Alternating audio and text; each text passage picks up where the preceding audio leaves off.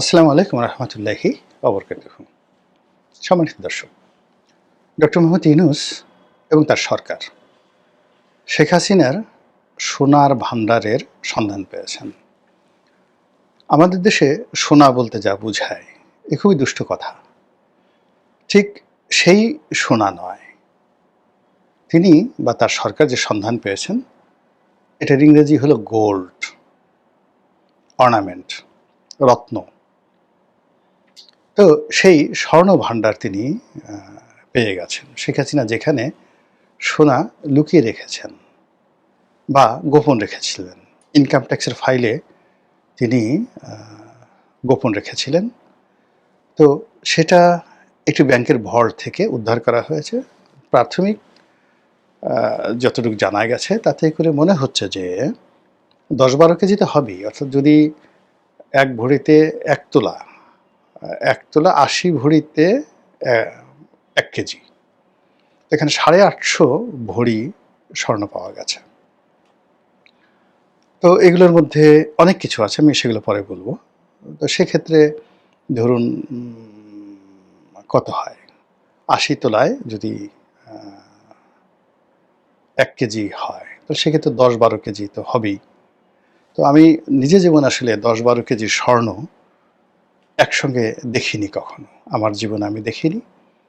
আর এখন 1 ভরি স্বর্ণের দাম প্রায় 2.25 লক্ষ টাকা।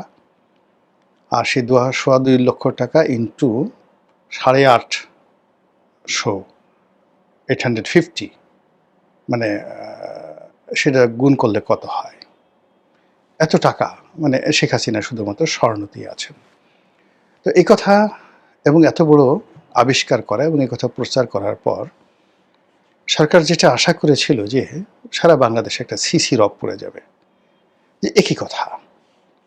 শেখ হাসিনার মতো এরকম লোভী একজন মহিলা, সে এই রাষ্ট্রের অর্থ দেশের বাইরে পাচার করেছে, বস্তায় বস্তায় সে স্বর্ণ দেশের বাইরে পাচার করেছে এবং তাকে যে হেলিকপ্টারে করে নিয়ে যাওয়া হয়েছে, সেই হেলিকপ্টার না হলেও 20 থেকে 30 ট্রাঙ্ক স্বর্ণ ছিল। তার প্রমাণ হলো ব্যাংকের ভল্টের মধ্যে বা ব্যাংকের সেই যাকে বলা হয় ভল্ট, তো আর কেউ ভাড়া নিতে পারে না, ওই ছোট ছোট বাক্স আছে, অগ্রণী ব্যাংকের ছোট ছোট বাক্স আছে।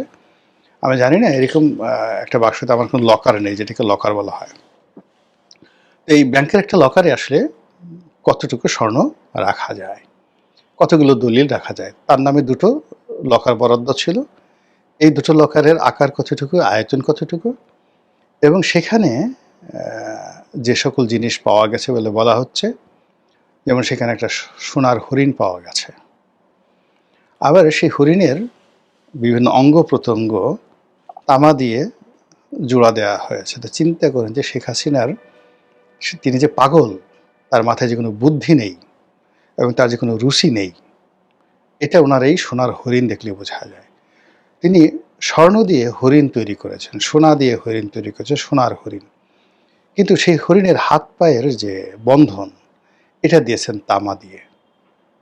এ কাজ কেউ করে বলেন তো? এরপরে অনেকগুলো বড় বড় স্বর্ণ দিয়ে তিনি নৌকা তৈরি করেছেন। এরকম একটা নৌকার ছবি আমরা দেখলাম। এখন নৌকা যে কয়টি এটা বলা যাচ্ছে না। তো এখন ওই যে নৌকা এবং হরিণ, এই হরিণটা কত বড় হরিণ, সাইজ কি? এই কারণে হলো পত্রিকা আমরা যে ছবি দেখেছি, তাহলে তো আমরা যেমন, আমি একজন এমপি হয়েছি, এমপি হওয়ার পরে অনেকে স্বর্ণের নৌকা, কোটপিন আমাকে উপহার দিয়েছে। এটা আওয়ামী লীগের অহরহ। আমার কাছে বাসায় এরকম 20-25টি এরকম স্বর্ণের নৌকা আছে, আমি এগুলো কখনো ব্যবহার করি না। তো এগুলো ওদের হয়তো 5-6 হাজার টাকা, একদম হালকা, মানে কোনো মতে কোনোটা এত পাতলা করে তৈরি করে দেয়, 1/2 ইঞ্চি ছোট্ট একটা কোটপিন। কিন্তু এটাকে যদি আপনি তৈরি মানে ছবি তুলতে চান, এটাকে এত বড় করে আপনি ছবি তুলতে পারবেন, দেখে মনে হবে যে অন্তত 1 কেজি দিয়ে একটা স্বর্ণের নৌকা তৈরি করে গোলাম মোল্লা রনিকে দেওয়া হয়েছে। তো কাজেই আসলে ওখানে বলতে হবে যে ওই স্বর্ণের যে হরিণটি বা স্বর্ণের যে নৌকাটি, এটার আকার কি, আয়তন কি, এবং সেই আকার আয়তন মানে ব্যাংকের যে লকার, সেই লকারে ঢুকে কিনা। 1 2 নম্বর হলো এখানে 10 কেজি বা 12 কেজি স্বর্ণের গহনা, আপনি যদি সলিড গোল্ড হয়, বার হয়, তাহলে 10 কেজি সলিড গোল্ডের যে বার, এটা রাখার জন্য খুব বেশি জায়গা দরকার হয় না। তো কিন্তু যদি আপনাকে 10 কেজির আপনার গহনা হয় বা বিভিন্ন ইনস্ট্রুমেন্ট হয়, তাহলে এখানে দেখা গেল যে বিরাট একটি আলমারি, 10-12টা ট্রাঙ্ক দরকার হতে পারে। এটা নির্ভর করে যে আপনি কী ধরনের অর্নামেন্টস তৈরি করেছেন, এটার উপর নির্ভর করে। এবং এর আগে এরকম একটা প্রজেক্ট 111-এর সময় কিন্তু ব্যর্থ হয়েছিল। অর্থাৎ বলা হয়েছিল যে ব্রিফকেসে করে শেখ হাসিনাকে ঘুষ দিয়েছেন একজন ব্যবসায়ী 2 কোটি না কত কোটি টাকা বা 20 কোটি টাকা, এরকম একটা গল্প 111-এর সরকার ছড়ালো। তো পরবর্তীতে সবাই দেখলো যে ব্রিফকেসের কথা বলা হচ্ছে, সেই ব্রিফকেসে আসলে 2 কোটি বা 20 কোটি টাকা তো দূরের কথা, মানে তার 10 ভাগের 1 ভাগ টাকাও ওই ব্রিফকেসে ঢুকানো যায় না।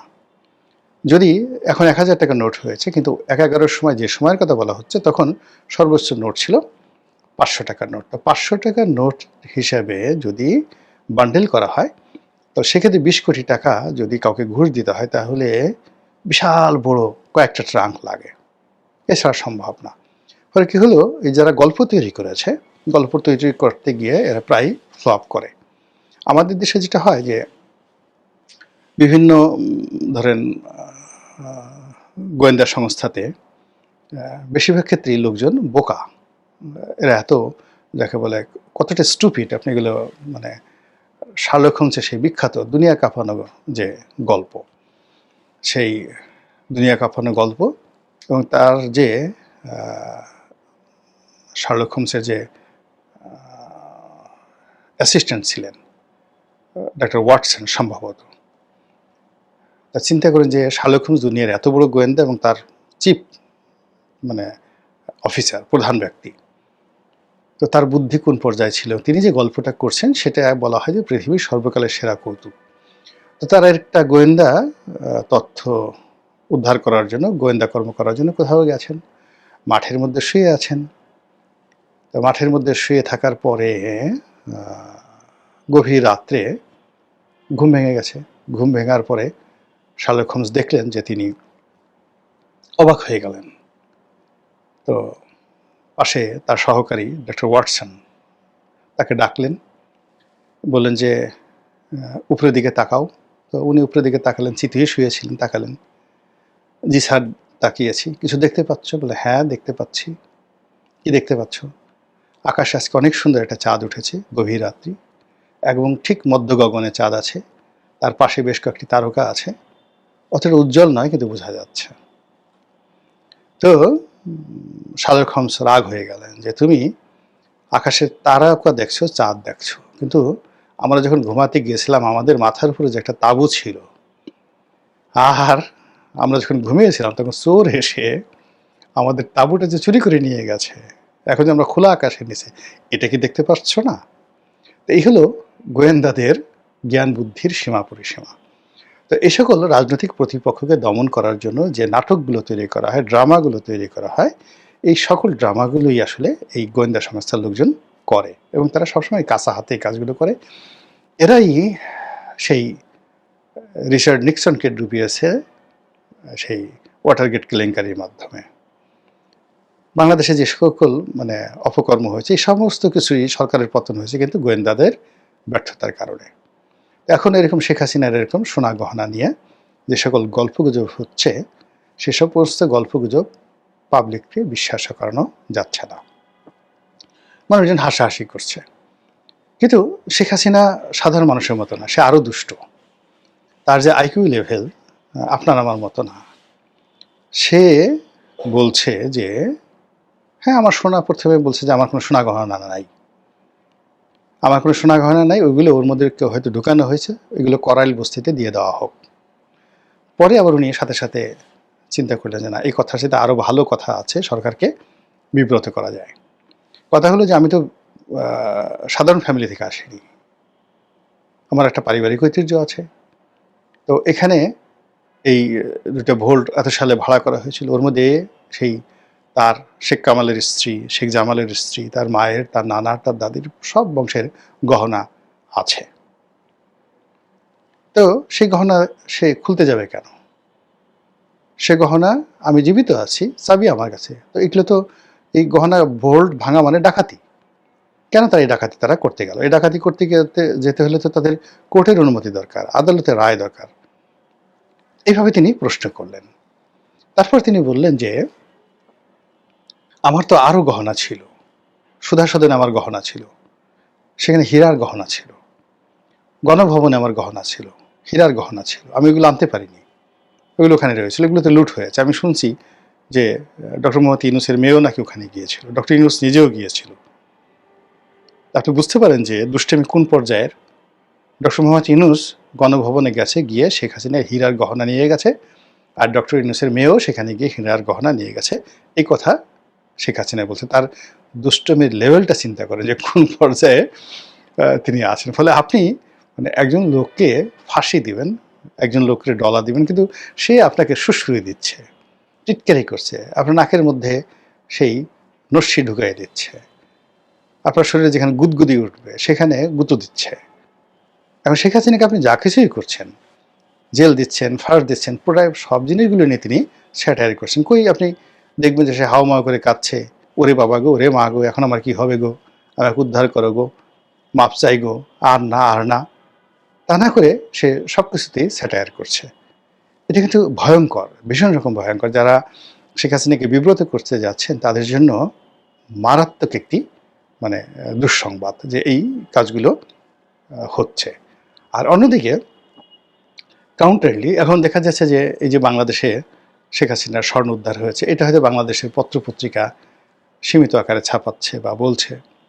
আমাদের এই দেশের মানুষের মধ্যে কেউ বিশ্বাস করছে, কেউ করছে না, কেউ ঘৃণা জানাচ্ছে, কেউ সমর্থন জানাচ্ছে, কেউ এটাকে মানে নাটক বলছে, ইত্যাদি ইত্যাদি নানা রকম। কিন্তু শেখ হাসিনা যে কথাগুলো, ডক্টর মোহাম্মদ ইউনূস, তার ব্যাংক অ্যাকাউন্ট, তার আয়করের ফাইল, তার কোন ব্যাংকে কত টাকা আছে, কোন ট্যাক্সে কোনটা কি ট্যাক্স, কত 4,000 কোটি টাকা গ্রামীণ ট্রাস্ট, ইত্যাদি ইত্যাদি, প্রায় প্রতিদিনই তিনি যেভাবে ডক্টর মোহাম্মদ ইউনূসের আর্থিক বিষয়াদি নিয়ে বক্তব্য দিয়ে তাকে যেভাবে ভাইরাল করে দিচ্ছেন, এতে করে এই বেচারা সারা দুনিয়াতে, এই যে একজন নোবেল লরিয়েট হিসেবে যে কোনো একটা মানুষের কাছে ধরেন যদি 5,000 কোটি টাকা থাকে, 5,000 crore শুধুমাত্র যদি বলা হয়, মিনস অ্যাবাউট $1 বিলিয়ন যদি থাকে বা $500 বিলিয়ন যদি থাকে, আর এই টাকার উপর আপনি ট্যাক্স দিচ্ছেন না, এ কথা পশ্চিমের কোনো দেশকে আপনি বিশ্বাসই করাতে পারবেন না।